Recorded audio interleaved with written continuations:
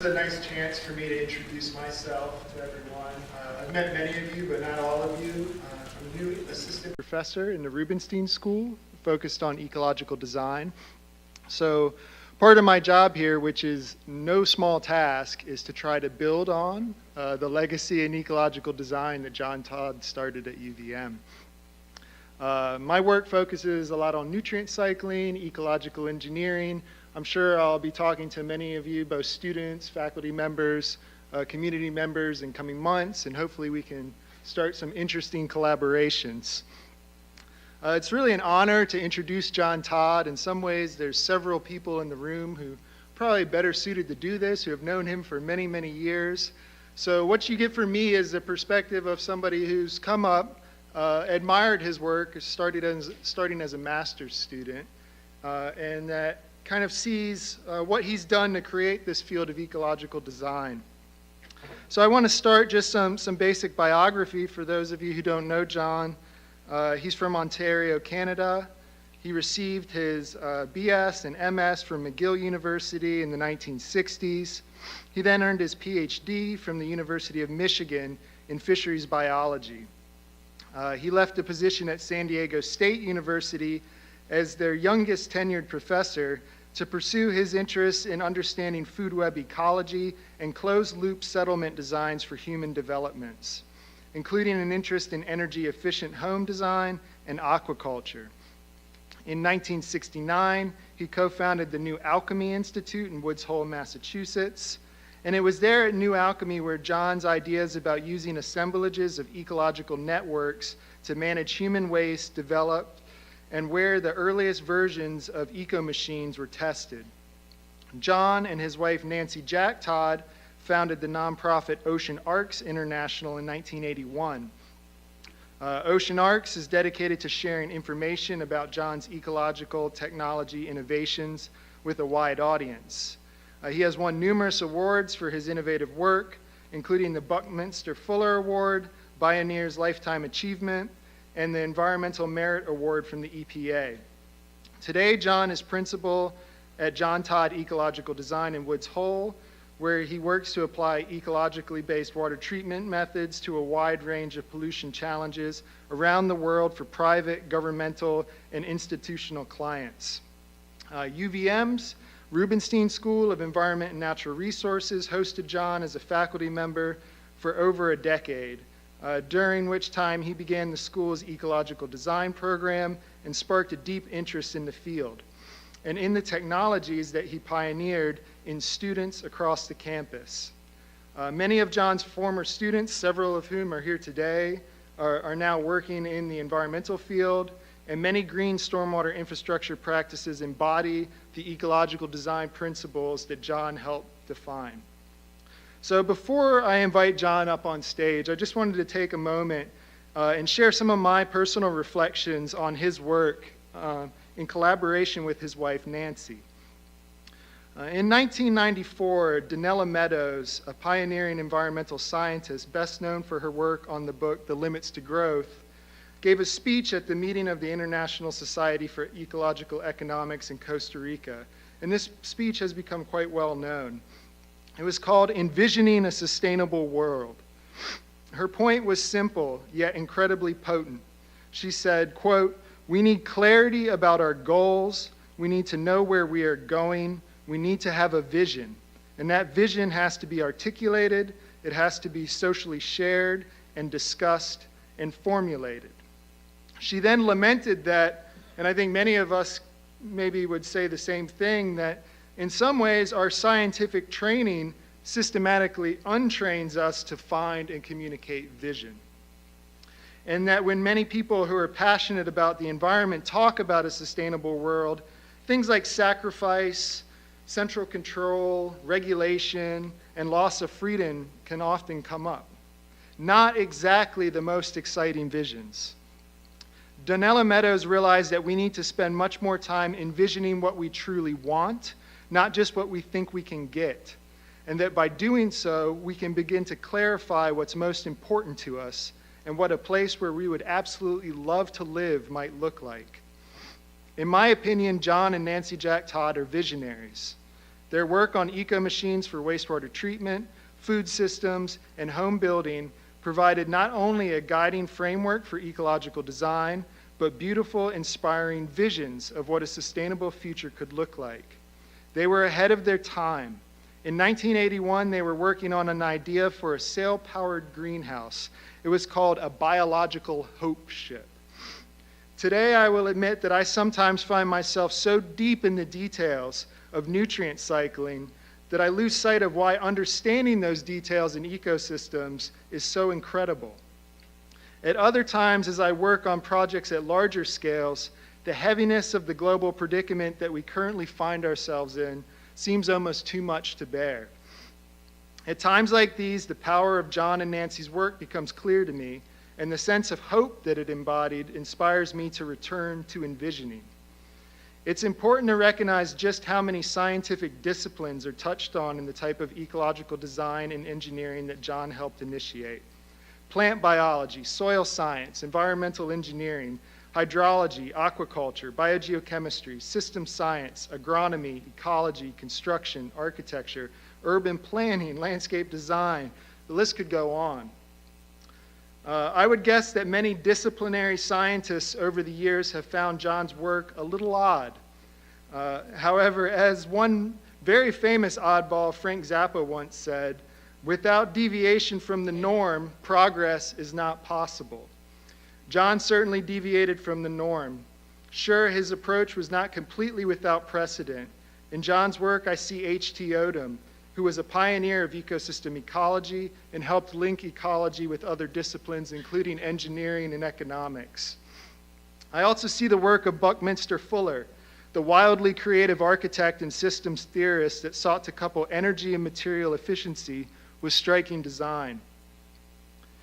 But let's remember, H.T. Odum and Buckminster Fuller are both famous for having seemed a bit odd from conventional viewpoints during their time.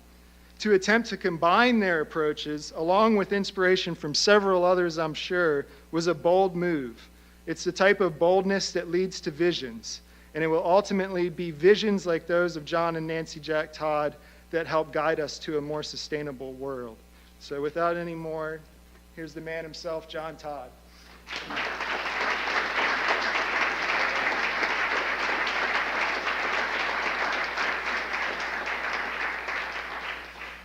Gee, he was so good and generous, maybe we should just head off to the pub. It's marvelous. It's also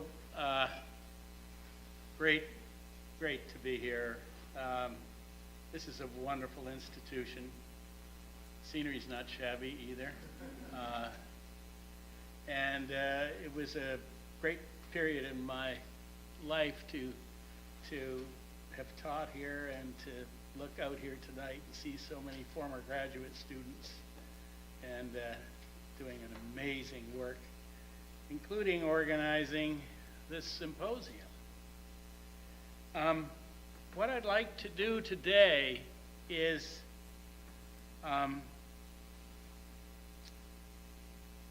continue to bring you up to date with the work that I'm involved in. It seems to be like an exploding star, expanding everywhere. What everyone in this room is dedicated to and is directly involved in is to the big picture, as the alchemists would call it, the great work, and that is the greening of the planet. And this conference is really all about re-greening of the planet. Bringing back the marsh and the wetland into our lives, and many of the other great ecologies.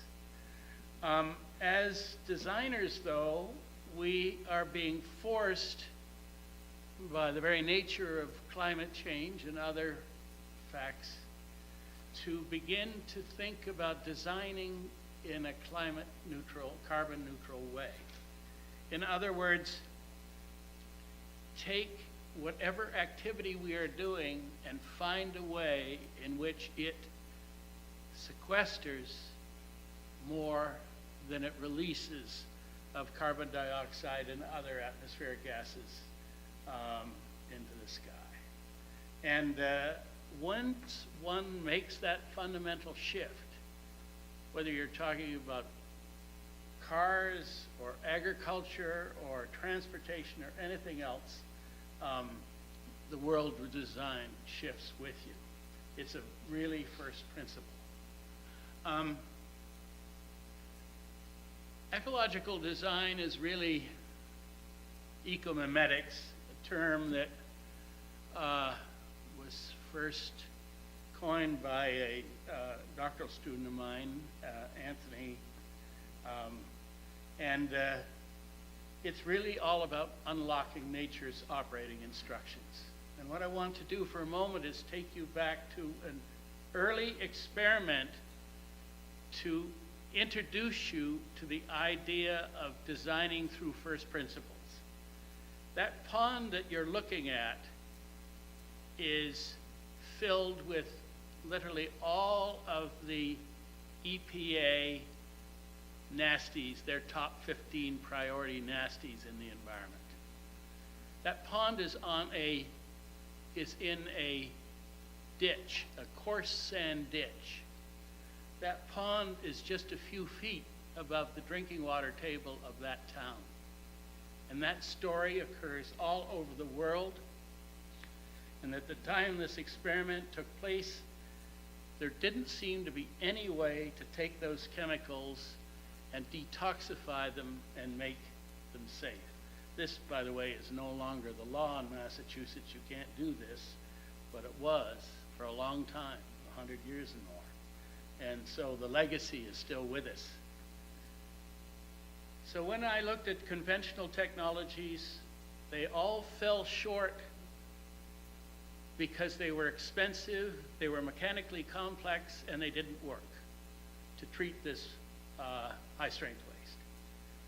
And so it became, and thank you, Eric, for mentioning H.T. Odom, his book, Environment, Power, and Society, ironically published in 1972, was a time bomb because he suggested a new approach to the design of living systems. In fact, he made everybody in the conservation world furious because he describes life forms as great bins of spare parts.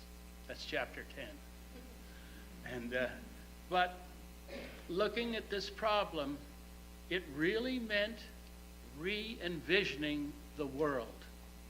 And in order to create a technology that did that process, you would need to have sunshine as its primary engine. And so the technology itself was solar. And the tanks are clear-sided so that light can penetrate from not just the top, but from the sides. And I think without going to that solar premise, it wouldn't have worked. The next thing that was necessary was to go to the wild ecologies and see what kind of intelligence they might have within them and bring them and put them in these tanks. So over a dozen different environments, including salt marshes and pig wallows and you name it, they were represented in those tanks, the life forms, the thousands and thousands of species. And another idea from Odom was when you seed, you continually seed. You rein organisms in on a system until it has self-designed in a somewhat stable state. The other thing that went into these is all of the kingdoms of life were represented. In other words, nature has designed and evolution has proceeded through different kingdoms of life interacting and modifying the processes. This is meta design that has been with us for billions of years and which is we're learning more and more about all the time. And after 10 days, that water flowing through, that terribly polluted water, was clean. It meant drinking water standards for heavy metals, all of the priority pollutants, except for one, were removed to below detect, and the last one was about 99.99% removed. So something happened over that 10-day journey from one end to the other. What was considered impossible, detoxifying, became possible. And I don't believe it could have happened without the incredible biodiversity. In fact, if you go back to the one slide, each one of those tanks is a different ecosystem, co-evolving with the strength and the type of waste at each step along the 21 stages of the treatment process. This kind of work has been continuing.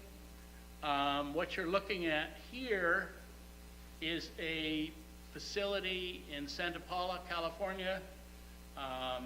It was designed and built and is operated by my son Jonathan. And here he is taking water that is both sewage water, water that has been contaminated by industrial agriculture, water that is high in chlorides and salts because of high rates of evapotranspiration in California. And over a period of a number of days, 3 or 4 days, he basically transformed this water, including bringing the chloride levels down enough so it can be reused by the citrus and the avocado industry. And that facility is in the middle of one of the largest citrus farms in the country. It's owned by Limonera. They're the largest growers of lemons and avocados in the country. And it is basically changing this one project has permitted the water reuse where it was previously considered impossible to reuse. And this has been extremely helpful in building the confidence in the growers themselves. The growers have also become very interested because of this system in the impact of their practices on life forms that live in water. And so they're inching at a rather rapid rate towards a more organic approach to the growing of citrus. Also in the last few years, we've been working in South Africa. And we work in the slums, which are kind of overwhelming because the poverty is very real. The sense of hopelessness in some cases is so overwhelming. These are communities that are on the edges of industrial areas and cities. This is not too far from the gorgeous Dutch colonial city, Stellenbosch, in the Western Cape province. But you can see there sewage in the streets. There's no infrastructure other than electricity, which is strung around the place. And so we knew that any technology that we would put into that community would, in fact, not work for very long because the bits and pieces that make it work would be stolen. That's just a rule of thumb. So we set out to create invisible technologies, meaning the people of the area would not realize what was happening. And so on that drawing, you see different little shapes, triangles, circles, and rectangles, and so on. Each one of those represents a micro-technology for cleaning up the waste in the streets and within the community itself. And that dendrite pattern, which is the overall basis for design, has in it the methods so that when one microsystem is saturated, is overwhelmed, it bypasses to the next one, so that it's constantly able to deal with fluxes and flows caused by rainy season and other issues. But let's look at the round one. This is a technology for treating black water, but here we show it as gray water treatment. And we had this, gave it the name phototrophic soil maker, which is just a fancy name, tree in a well. But it has more cachet when you're trying to raise money, or I think it does. The point was, we're now trying to insert a forest, a food forest, into a community that has no trees. And the people there live in tin shacks. So in the summertime, it's 10 million degrees, and they fry. And in the wintertime, it is terribly cold. There is no modification or modulation of the weather at all. And so they really suffer. So why not use an agroforest to be the basis for the treatment of the design? And so on the bottom left, it's a gray water treatment system, and there's a lot of cool stuff in that well. That well is not just filled with aggregate. It has lots of very interesting stuff, including biochar, which I know many of you are interested in. And but after a while, that tree will transform itself into rich soil and abundance. And so as it changes, as it matures over time, and keep in mind there are many of these things, as it matures over time, it begins to function as a stormwater entrapment system and away from its original role. And so I'm about to show you a photograph of April the 22nd last year of the first of the trees, and the tree wells, or the phototrophic soil makers, if you prefer the fancier name, are being installed in the community. And there's you can see there are several there already installed. And the idea is that over time, and by the way, many of these are in fact food providing trees. The earlier ones there were a variety of fig. But what you see in that illustration is that eventually the community, over a 25 period, becomes a forested community. The climate is going to be improved. The livability of the community is going to be improved. And also, we decided that we couldn't stop at the boundaries of the slum. There is what's at the low elevation of the slum, Landgrove. That's a stream, the Plankenberg stream, which is dead. South Africa, like so much of North America, had a very rich flora and fauna of its waters, which it's rapidly losing. And so that has suffered so much abuse, and that it's not dead. There's a lot of life forms in there, but it's no longer biodiverse, and it's crippled and wounded, I think is a better. And so we began to think of creating a number of different technologies to try and heal streams. And because this was such a desperate situation, people thought it would be worth trying. And I think the idea of healing contaminated streams is one well worth all of us exploring at one point or another. And here it is. This is an eco machine. It's in a corner of an industrial park so that its bits and pieces won't be stolen. And it takes from the stream, which is not very far away, about less than 100 yards, contaminated water is being brought slowly into the eco machine. And the rate at which it will be able to take the contaminated water and discharge downstream pure water is still being determined, because it was only 2 weeks ago that this whole system got started to try and clean the stream. But there are ways of thinking about bringing back the wonderful stream biota. I think we're rather blessed here in Vermont to still have some ecological integrity throughout the state.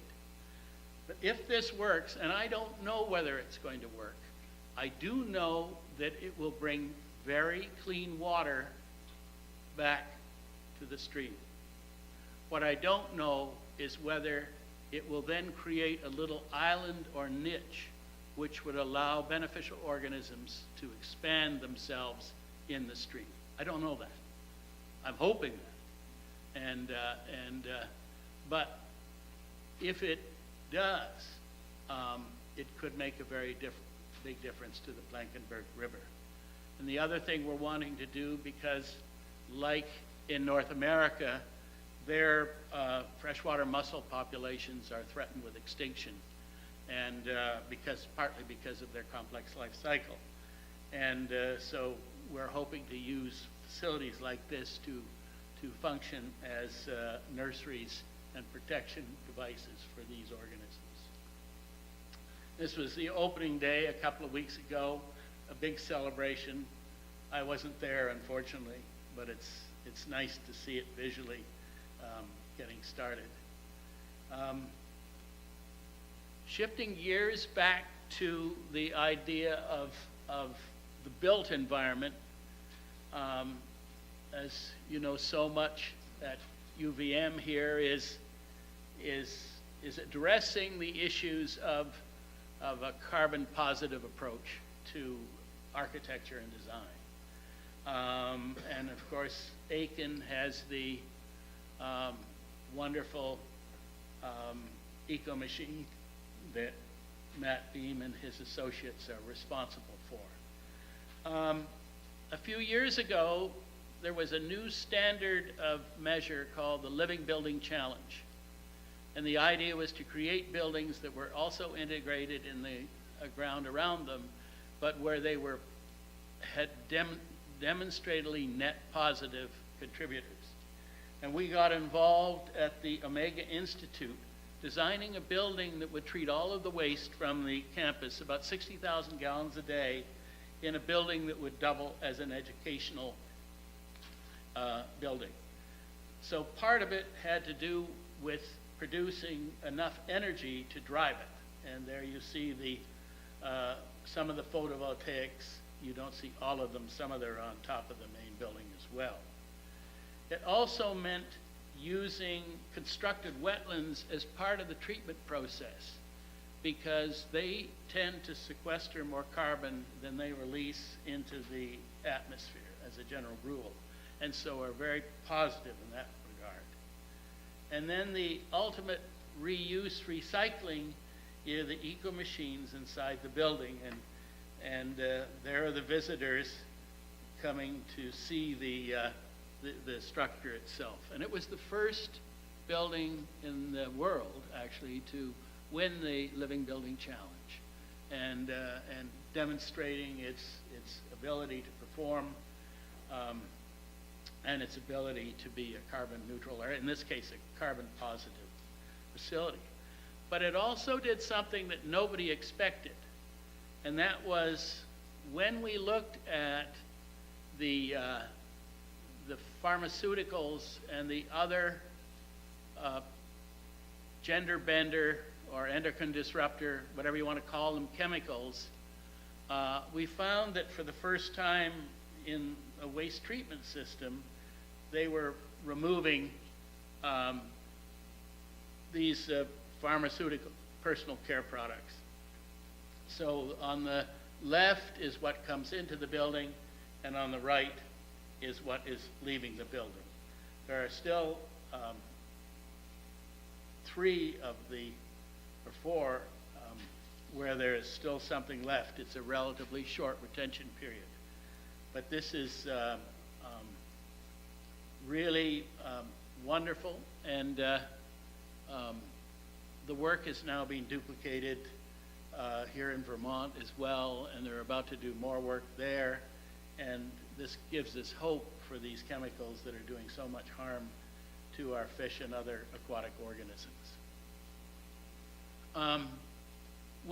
When a system is a bunch of tanks or raceways or whatever, we tend to call them eco-machines. When they float, we call them restorers, although they're also equally well eco-machines, meaning they have many different parent ecosystems that help drive them. One of our first chances was to take a salt pond in Hawaii on the Big Island, on the Kona coast, and excuse me, at the Four Seasons Resort, and purify it so that they could grow 500,000 oysters, 250,000 Pacific white shrimp, and 100,000 edible species of marine fish at a given time, and to do so at a relatively low operational cost. And so this floating technology was built. You can see it up on the top. There are actually two of them, and they purify the water so effectively that they've been able to raise all these aquatic animals. They won an award for us, and they reduced the electric costs for managing the pond from $10,000 a month to $400 a month. And there's the photograph of the type of system. So these work in salt water as well as fresh water. And I show you this drawing because there are processes that are out of sight with these technologies on the bottom. Here, where you have some anaerobic processes where water circulates through for the removal of nitrates and for a number of other beneficial functions. And then, many of you have seen these. This is the Restorer, the Canal Restorer from China. Raw sewage of this city is just dumped into 80 kilometers of canals, and then it heads out to a river and then finally to the sea. And the thought was, can these sewage canals be cleaned up? And you can see what they're like. And the answer was yes. They were cleaned up, and there are now in that part of the canal, this is the good part of the story. In that part of the canal, there are a number of species of fish that are doing very well, fish that the Chinese are fond of eating. And that's the good news part of the story. Bad news part of the story is that canal is now being converted to a highway. So, goodness knows what happens. Just hang on. Here's a project that is nearby. It's in Grafton in Massachusetts. It's along the Blackstone River corridor. The corridor is where the Industrial Revolution began in North America. It goes all the way from Providence up to Worcester. Every mile along the river there was a mill, and just above the floodplain of the river were canals for transporting goods and materials up and down, and the river itself was used as an energy source. And then around 1900, the factories all converted to heavy oil, bunker crude, and began building these reservoirs in the ground. And then along the whole corridor in the last 50 years, those reservoirs have broken up, and these millions of gallons of this stuff is contaminating the canal. And I don't know whether you can see the oil slick on the canal right there. And we were asked by the EPA if we could do something about that. They'd found dredging was just expensive and not solving the problem at all. So we put together 4 Symbiotic Technologies, which are sort of schematically illustrated there. There's a little black one up in the top. That's actually in the sediments on the bottom of the canal. There's a floating one that you see on the right, and then the greenhouse, which has 2 different technologies in it inside. So let's just duck in the greenhouse. Water is pumped up, and then it is distributed via sprinklers through all those black boxes on the right. And those are filled with very biologically active wood rot fungi. And these fungi produce enzymes which break down the petroleum hydrocarbons. They activate the process. Then the water flows out through the eco machine, which is on the left, and almost after the first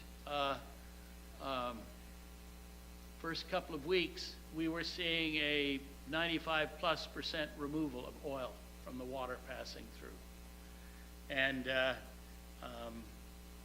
the chemistry was done by the EPA Superfund lab at Brown University, and at first they just couldn't believe what they were seeing. The water then flows out and is sprinkled over a floating Canal Restorer, which is right there. And it has a medium which is also made up of the wood rot fungi and the mycelia and active mycelia and so on. And as a consequence, over the last few years, the canal is actually becoming biologically much more alive. Each year it gets better. The frog populations have really gone through the roof, and it's something that we need to do a lot more research, but it's very, very encouraging to know that you can go into bad places and do good things, which is the bottom line. Good things in bad places. There's the Restorer in the fall. Here's the design for the city of Dallas, the Trinity lakes. These are new lakes being built, which will be, the problem there is all the water for the new lakes is coming from the sewage treatment plant, 55 million gallons a day of makeup water. And so they asked us if we could design a system that would remove the nutrients after the wastewater treatment. And we said we thought so.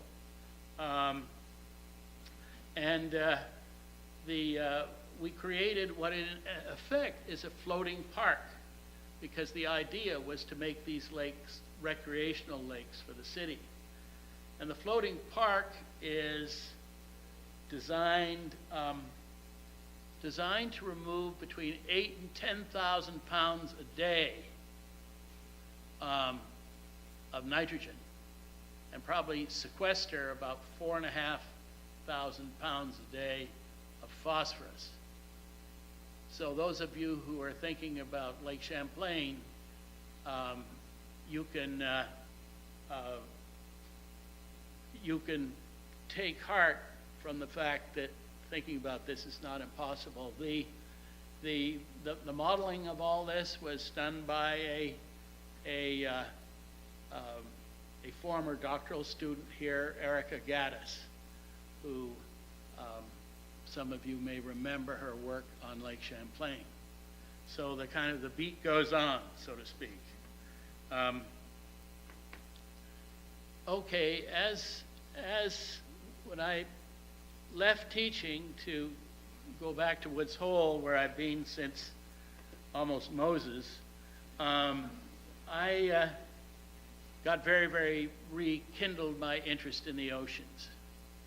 And I realized that what a critical part, I didn't fully understand really how important they were until this time around. I don't know what was, I certainly didn't when I was an oceanographer at the Woods Hole Oceanographic, but I do now.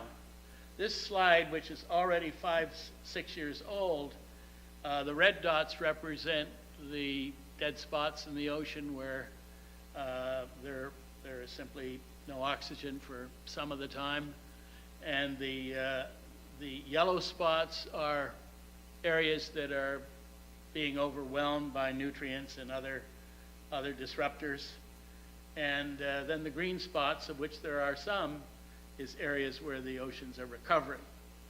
But the overall story is not pretty.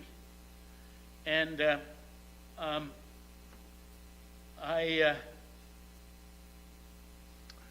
going to give you an example of how pernicious all of this is. You're looking at the country of Belize in the Western Caribbean. It hosts the largest barrier coral reef in the New World. It's not as big as the Great Barrier Reef of Australia, but it's big. It goes all the way from Mexico on the top to Guatemala and Honduras on the bottom. And it has been deemed a World Heritage Site by the United Nations. And then even more recently, within the last year or so, it's been deemed World Heritage Site with the potential for being threatened.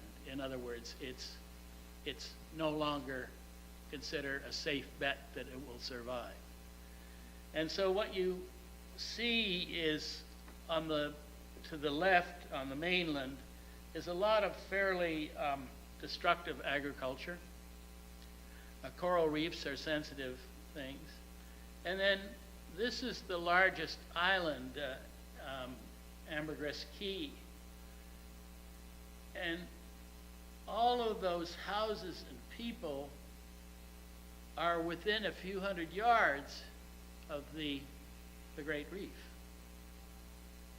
And I can assure you that those wastewater treatment systems there are not very good. And so the question then becomes, can the reef really be saved? And, well, nobody really has the answer, but I don't think that's any reason why not to start and try. There is 6 to 7 miles off to the west a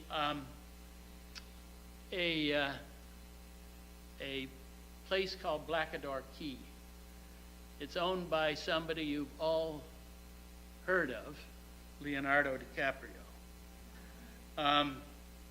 And he would like to somehow save this area. He doesn't fully understand to the extent to which it's threatened, but he does understand that it's threatened. And this is a pretty pristine island. It's not developed. I think he'd like to do at some point some very green development. But we began to think of ways in which we could protect it initially from the ag lands to the west, and then from the Ambergris Caye to the east. And what you're looking at is a painting of the island, and then there's a funny structure on the left end of that. That's a bit of development. And then offshore is a 2.2 mile long restorer designed to protect the reef from any impact that might happen on that island. And if you look at the details, there's all kinds of wonderful things going on there. There is lanterns for shellfish, there are algal turf cultivation, there are mangrove habitats, there's aquaculture, and it just, you name it, it's there, but it's all intended to remove nutrients from the water. And I'll just show you some of the ideas that are going on here. One of the things that we're very, very big on is producing marine algal turfs. These are Lilliputian-like forests, aquatic forests, made up of various algae species. And what we did to try and understand how to work with this stuff, and Matt Beam was involved, where's Matt? Yeah. Was we would go out into the ocean in Woods Hole and we would sink these curtains down in. And then we'd watch them be colonized and began to realize that we had these powerful little ecological engines that would allow us to do crazy things like grow tropical shrimp in a greenhouse. But the important thing was the rapid colonization of certain kinds of surfaces, which they could then be beneficially used for the removal of nutrients. And there's just one of the photographs of some of the colonies. And there's another one dominated by algal species. It's almost limitless what you can do to purify seawater with these things. And there, of course, is a mature one, which was not in the greenhouse, that you're all familiar with. The remarkable surface areas. It just to study those from interaction with the environment is just quite amazing. Then the other technological approach was to use microalgae as a way of mopping up and nutrients, and then having them be rapidly harvested by algal feeding fish, like you see here in this photograph. And then, of course, the mangroves, the great mothers, where you take down mangroves in the areas around coral reefs, almost inevitably that leads to the loss of the reef or the destruction of the reef itself. And so they become part of the technology, as well as their mangrove replanting on the island itself. So there's a drawing of this a section of this 2.2 mile long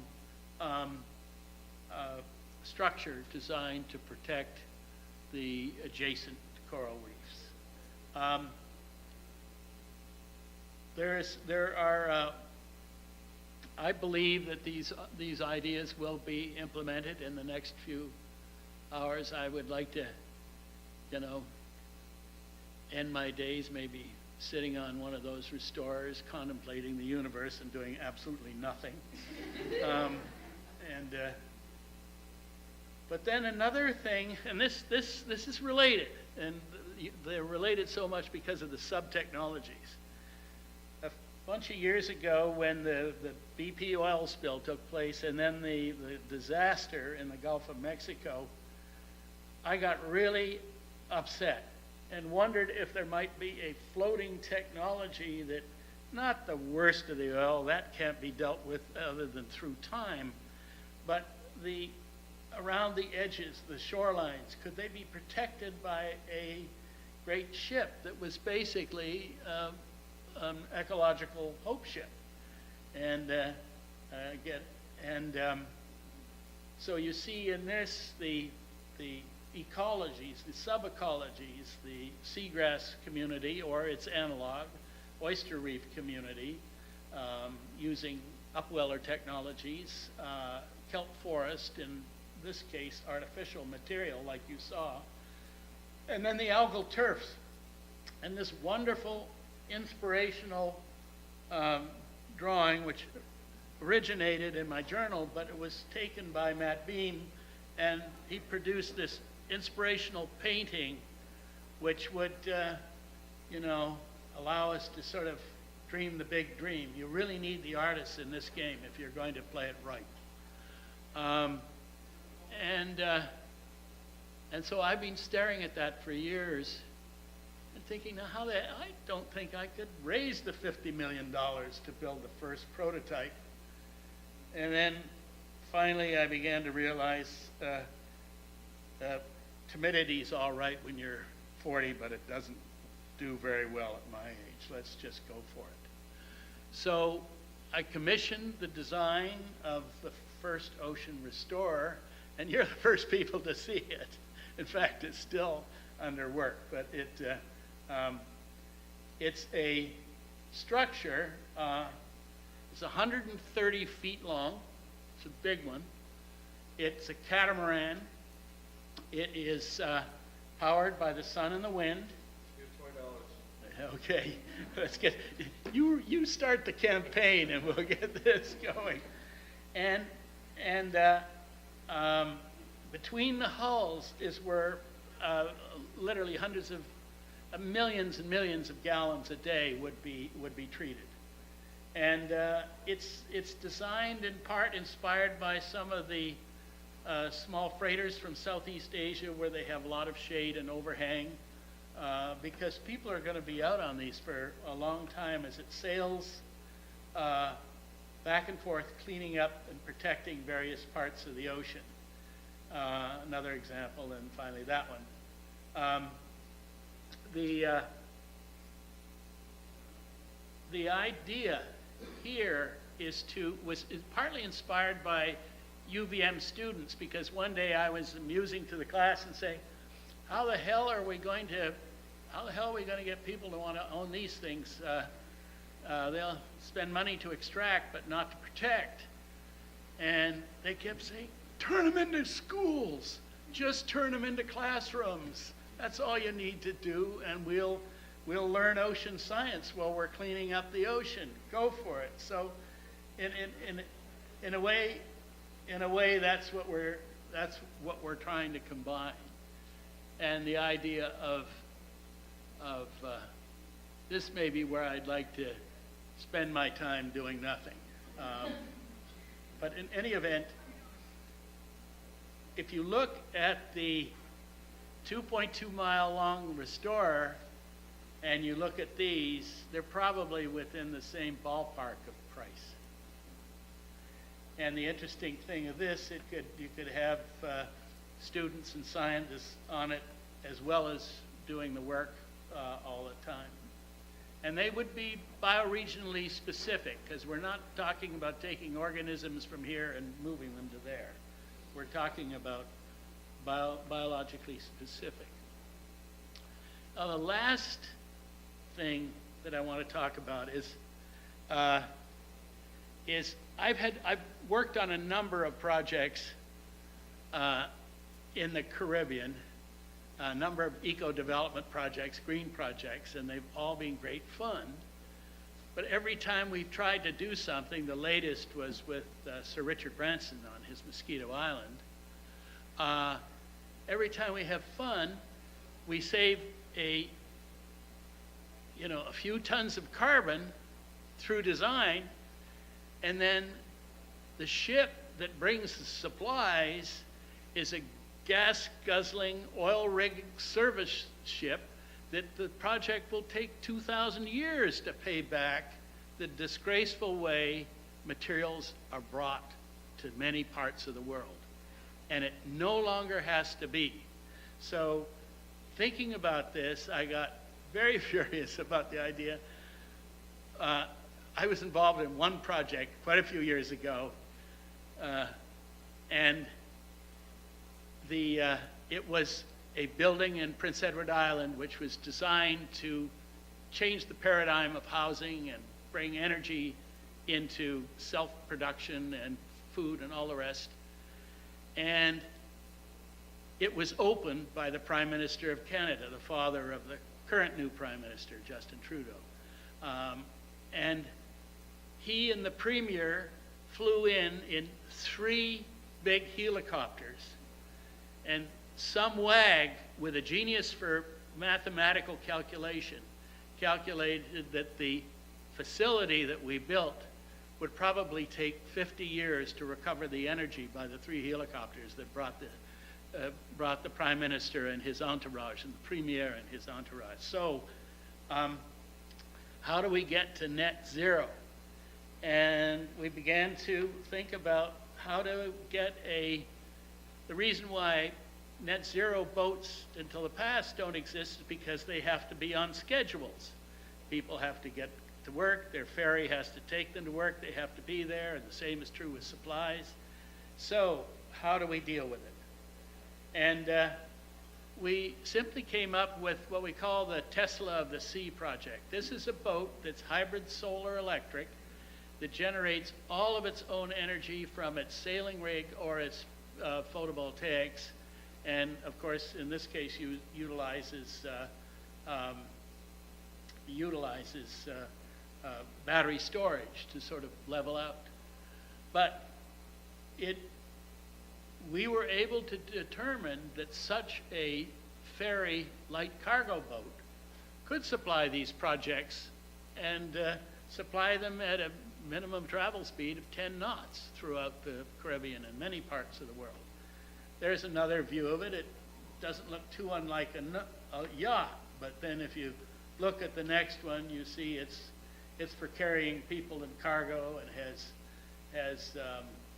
access ramps for wheelchairs and things like that that are necessary for a ferry boat.